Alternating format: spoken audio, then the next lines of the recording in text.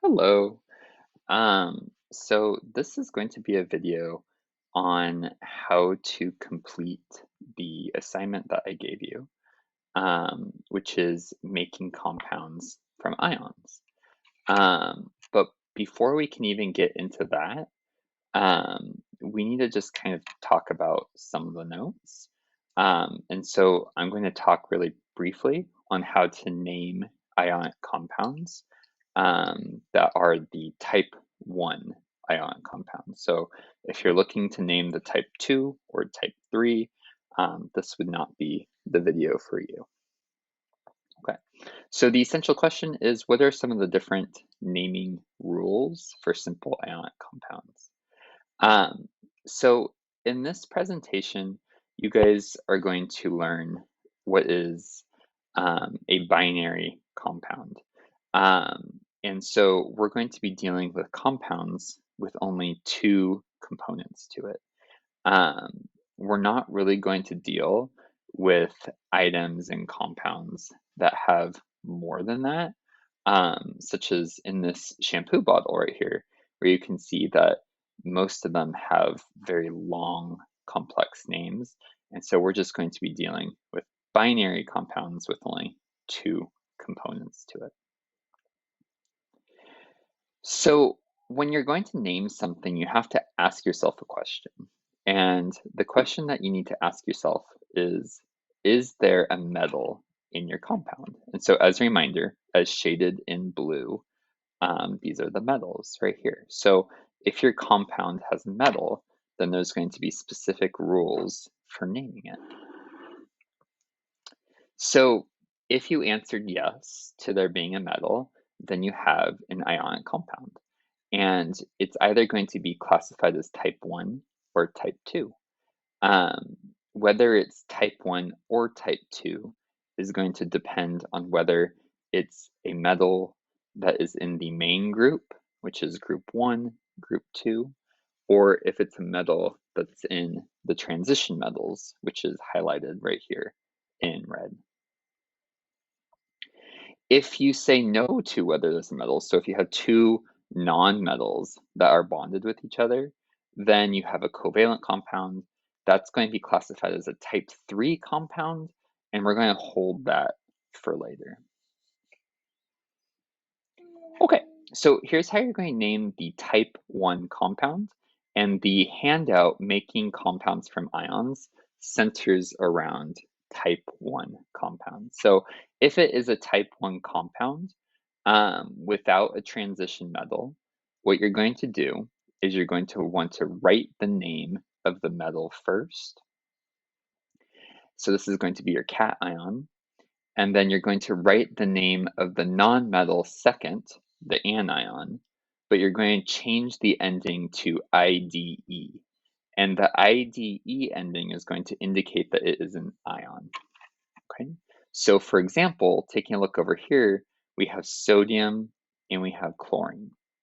They're bonded together as a type 1 compound.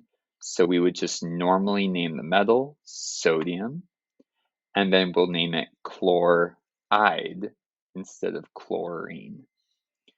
Same thing with aluminum and oxygen. Rather than calling it aluminum and oxygen, we would say aluminum oxide. Okay, so that's how you're going to name the type 1 transition metals. I have a list of the ions. Basically, what this kind of boils down to, and let me move my camera over here, is that you can see that, oxygen will become oxide, hydrogen, hydride, sulfur, sulfide, fluoride, chloride, bromide, iodide, nitride, phosphide. Okay, so I provide this table more as like a list of like how the adjustment goes. I would never knock you guys off any points or anything. If you were to, make a misspelling or something at the moment. But this is hopefully you can kind of gain the trend that's going on here. So I'm going to stop at the presentation right now with the notes, and I'm going to move over here to the handout. So let me go ahead and move my camera once again so that you guys can see. So you'll see that in the instructions, it's going to say, make compounds out of the following cation and anion in each column and write the correct formula for the compound in the third column. Put the ionic charges on the elements in the cation and anion columns to help you determine the chemical formula. So I'm going to go ahead and grab my pen, and I'm going to go ahead and write these guys right here. Now I'm going to need P table, so let me go ahead and open that. Okay, so here's P table. This is my free periodic table that's online. And my first element is potassium. So you'll see that potassium is in group 1, which means that it has 1 valence electron. So let's come over here. And we're going to go ahead and add the 1. So this is going to be a plus 1. Okay. Now fluorine, let me go ahead and hop back over here. Fluorine is in group 17. So fluorine has 7 valence electrons, so it's going to have a -1 charge.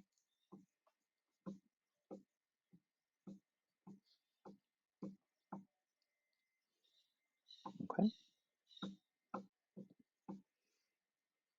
Okay, so with that being said, I can now follow the crisscross method, or I can follow the ionic charges balancing method, and I would know that I have a formula, and the formula is going to be K1, F1, or KF right there.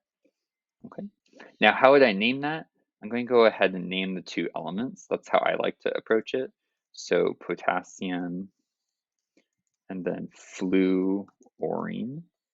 But then since I'm going to add the IDE ending to the end of my anion, I'm going to go ahead and delete that really quick. And I'm going to call it fluoride. Okay. Let's do one last one, and then I'm going to let you guys kind of go from there. Magnesium is in group 2. Let me go ahead and shift over here. So it has 2 valence electrons, so it forms a +2 charge. And then chlorine is in group 17. Let me go ahead and shift over here. So it's in group 17, so it has 7 valence electrons, so it forms a -1 charge. So let's go ahead and put the charges down. So magnesium has +2.